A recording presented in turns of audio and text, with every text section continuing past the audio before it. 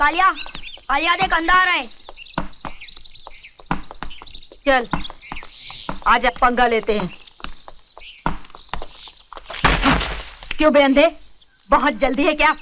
चश्मा लगाता है, हीरो बनता है साला। उतार चश्मा। नहीं, नहीं उतारूंगा। ए, हम लोग के सामने चिल्लाता है। ए, हाथ मत लगा वरना। ए कालिया, जाने दे, जा भाई जा।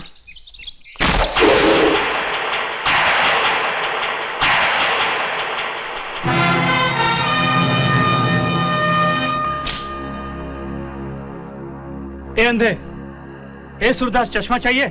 ले।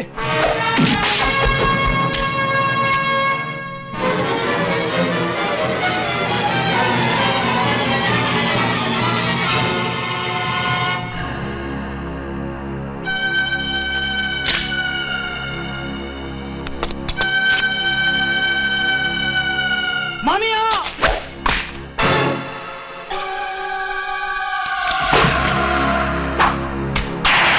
ए सूरदास, बॉल चाहिए? ले ले, आना। आ लेना, ले ले।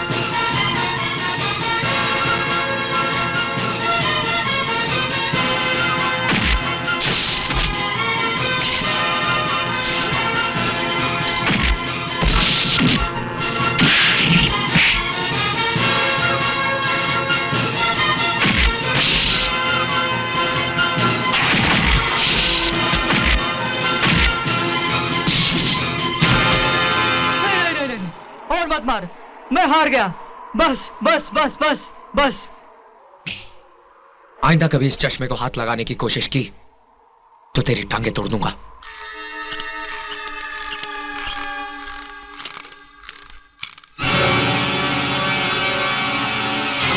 पंद्रह साल से मैं इस लंगड़े की तलाश कर रहा हूं। या तो इसे जमीन खा गई है या आसमान निकल गया है।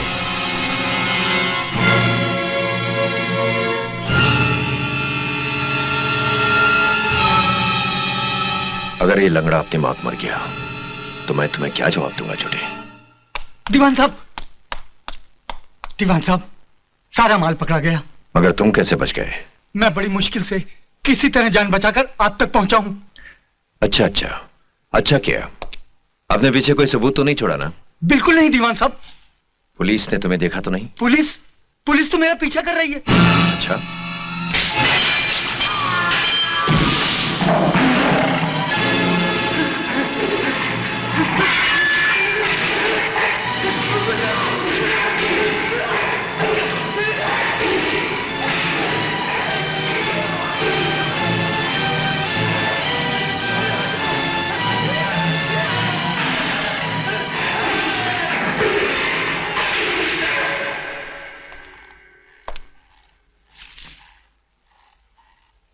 इससे भी भयानक मौत दूंगा इस लंगड़े को।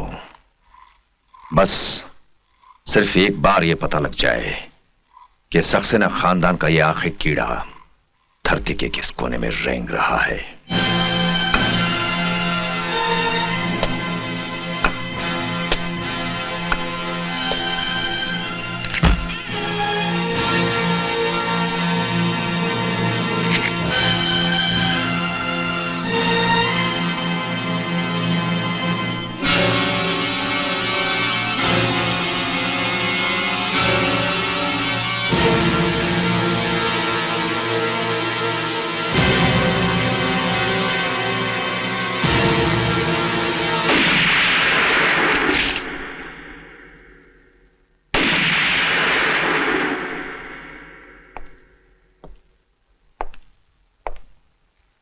तो क्या हमारी तलाश खत्म हो गई?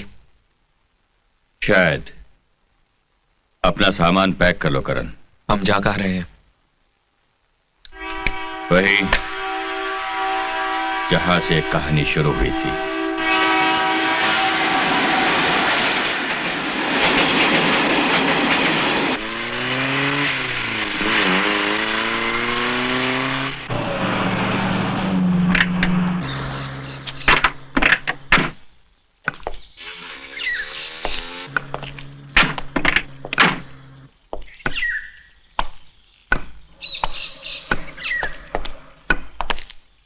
अंकल,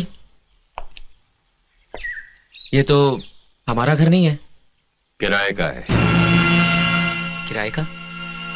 अपने घर में रोशनी होगी तो दुश्मन चौकन्ना हो जाएगा।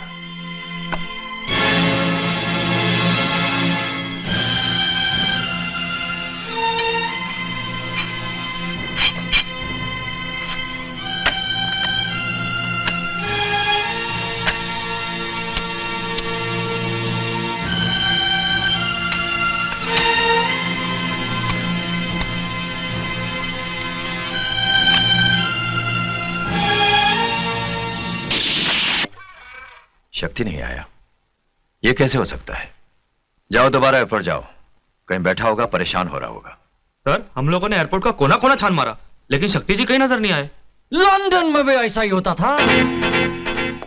हमको सब लोग ढूंढता रहता था, लेकिन इडियट लोग हमको पहचानता ही नहीं था। कौन है तुम?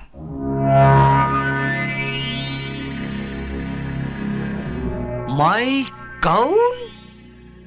पहचाना नहीं? तुम्हारा एक बाप था? तुम्हारा 3-4 बाप होगा, मगर आम लोगों के एक ही बाप हुआ करते हैं। तुम्हारा एक बाप का 2 बेटा था, दिलावर सिंह, भवानी सिंह। भवानी सिंह का एक लड़का था और वो लकी बॉय मैं है। हट, ये घोड़े के पूंछ जैसे बाल और लंगूर जैसी चाल मेरे शक्ति सिंह के नहीं हो सकते। सुनो, इसको शेर की खार में डाल दो। क्या करता है? हमको छोड़ो। टाऊ, ब्रेक लगाओ नहीं तो एक्सीडेंट हो जाएगा। ताऊ ब्रेक लगाओ तो एक्सीडेंट हो जाएगा। अरे, ये तो वाकई मेरा भतीजा शक्ति सिंह है। Idiots! अरे भतीजे, तुझे बचपन की सब बातें अभी तक याद है?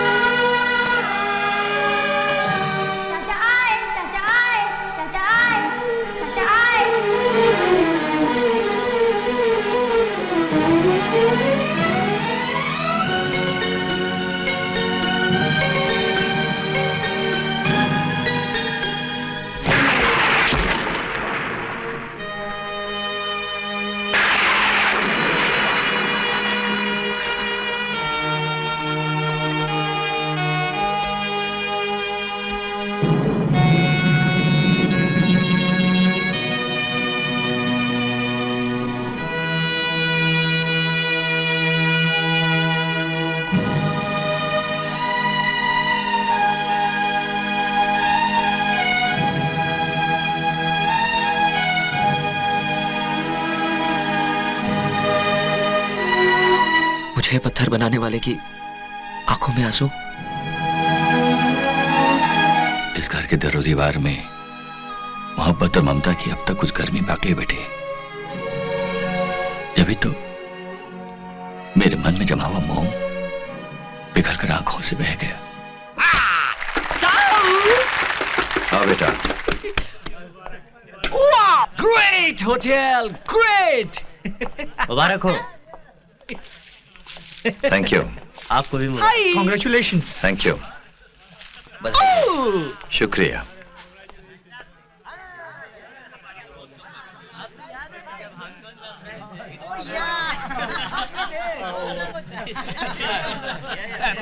बेटे इनसे मिलो, ये है मिस्टर रमेश, लोहे के दुनिया के बादशाह। हेलो।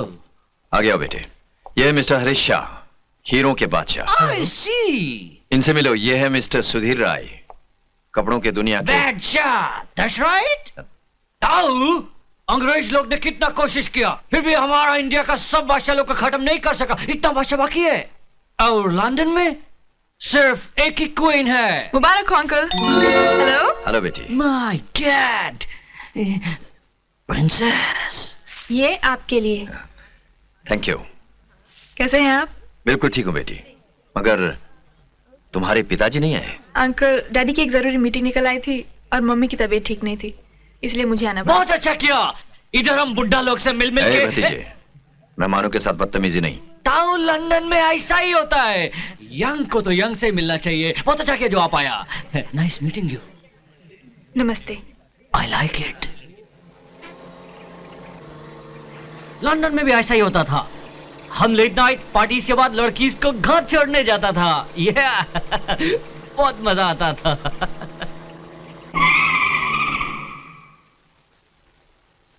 आपने गाड़ी क्यों रोक दी?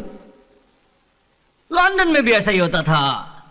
हम सुनसान जगह पर गाड़ी रोककर लड़की का हाथ पकड़कर फिर धीरे धीरे उसके करीब जाकर उसके होंठों को चूमने का। ये हिंदुस्तान है मिस्टर। लंदन में भी ऐसा ही होता था, लेकिन इसका मतलब ये नहीं कि मैं डर गया।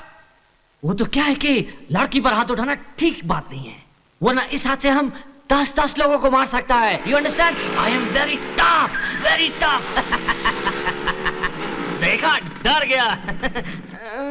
लेकिन हम मर गया। वो क्या है कि मैं तो इस हाथ का बात कर रहा था। इस हाथ से हम 10 आदमी को फिनिश कर सकता है। अब तो पूरा ही मर गया।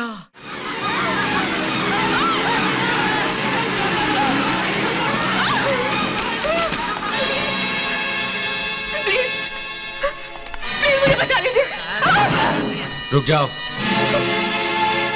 ये रेड लाइट एरिया है, यहां कोई आ नहीं सकता, और अगर आ जाए तो अपनी मर्जी से जा नहीं सकता। कौन है बे तू? तेरा टूटने वाला थोबड़ा दिखा।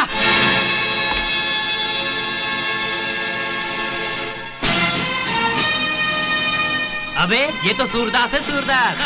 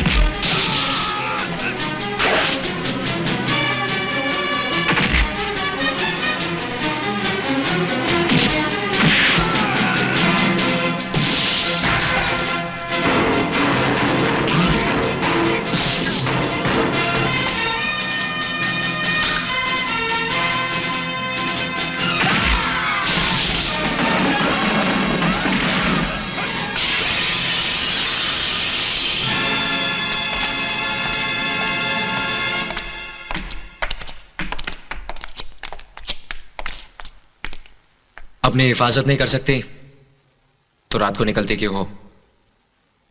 वैसे भी कोई भी इन कपड़ों में झांकने की कोशिश करेगा। बैठो, छोड़ देता हूं।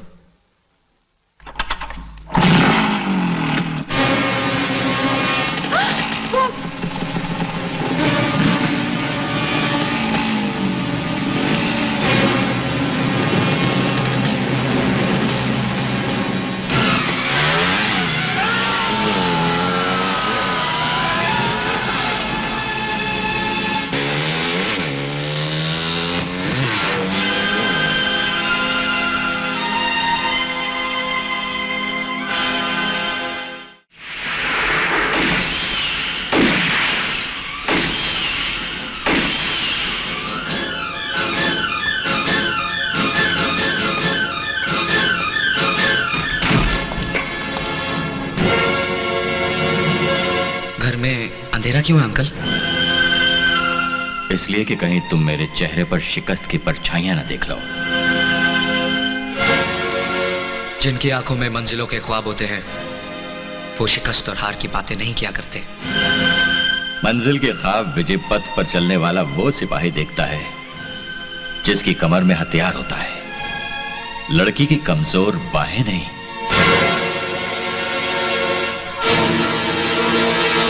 प्यार के दो बोलों ने तुम्हारे कानों से चीखों की वो गूंज छीन ली जो तुम्हारी रातों की नींद उड़ा दिया करती थी। तुम ये भूल गए जिसे तुम अपनी आंखों का उजाला समझ रहे हो तुम्हारा अपना नहीं। इस काले चश्मे के पीछे किसी मासूम बच्चे के लहू से जलते हुए चिराग हैं। तुम अपना कर्तव्य, बचपन में दिया हुआ वचन सब भूल गए। कुरुक्षेत्र के मैदान में जाने से पहले एक बार फिर तुमने अपना कवच खो दिया है करण। सिर्फ इसलिए कि मैंने एक मासूम लड़की की रक्षा की। मैंने जिसकी रक्षा की उसकी इज्जत लुटने वाली थी, ठीक उसी तरह जिस तरह हमारे खानदान की खुशियां लुट गई थी। बेशक मेरी अंधेरी आंखों में किसी मासूम के लहू से जलते हुए चिराग है जिस पर मैंने अपने वचन का काला चश्मा चढ़ा रखा है, लेकिन आज भी मेरी आत्मा दर्द और खौफ से डरी हुई और सहमी हुई उन आवाजों से परिचित है। क्या मुझे किसी भी ऐसी आवाज को सुनकर अपने कानों में उंगलियां ठोस लेनी चाहिए? अगर आपकी शिक्षा में अन्याय से लड़ना था तो आपकी शिक्षा का दायरा इतना छोटा क्यों, जहां सिर्फ अपनों की आवाज सुनी जाती है और सिर्फ अपनों के खून का रंग ही पहचाना जाता है। बस करण बस। खुदगर्जी ने मुझे और मेरे विश्वास को अंधा और कमजोर बना दिया था। अच्छा हुआ जो इस कमरे में अंधेरा है, वरना मैं अपनी नजरों से भी गिर जाता। ऐसा मत कहिए अंकल, आप ही तो मेरे लिए माता पिता गुरु हैं और गुरु मेरे लिए भगवान का रूप है। कसूर मेरा ही है जो मैं मंजिल और विजय पथ की बात तो कर गया, लेकिन अब तक मेरे ये हाथ दिलावर की गर्दन तक नहीं पहुंचे।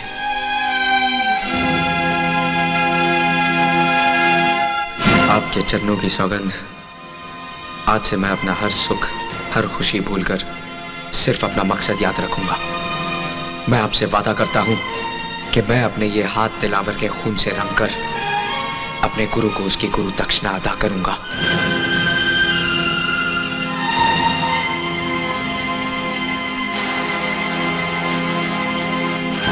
बेटा